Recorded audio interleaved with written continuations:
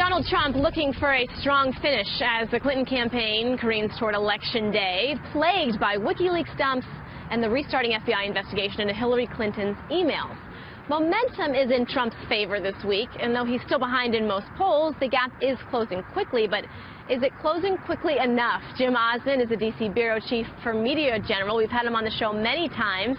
Jim, I want to pop up your predictions on the screen, and then I want to ask you this question because the last time you and I had this discussion, there was a path to 270 that Hillary Clinton was taking that seemed a lot more effortless. And now we can see there she's not getting quite as many as you had predicted before, 294, so still over 270. But I remember at one point we were talking up in the 300s. So what's changed for you? Well, I mean, certainly the Comey effect, which is obvious. I think that right after that, her poll numbers started to crater.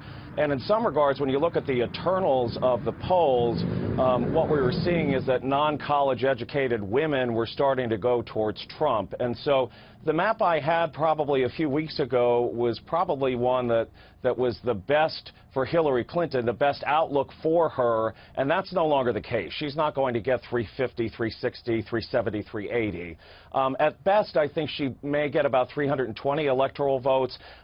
She probably will get around 280, 290 potentially, but the question is, can Trump come back? And I think that the answer to that is yes, there's probably about a 1 in 3 chance that he could pull it off, but he's not going to get any more than, say, 272, 273.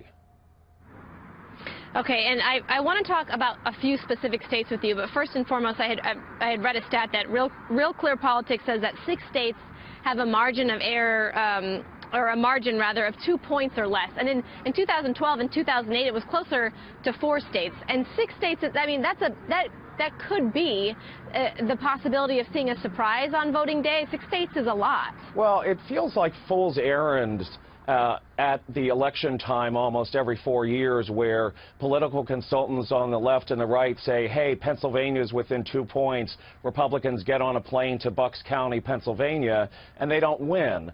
I think that, you know, Michigan is likely to go to Hillary Clinton and has for many, many years gone to the Democrats. The same with Wisconsin. I just am skeptical when I see polls that have it that close. But if you look at the average from the entire election, she's been leading in every poll in Michigan. So that's what I look at most, is not necessarily 1 or 2 at the end, but the entire polling for the election. All right, well, Jim, I have about 5 more questions for you, but I'm getting the rap cue in my ear, and I know that you're familiar with that, so I'm sure we're going to have you back, and thank you so much for joining us today. We appreciate it. Thank you.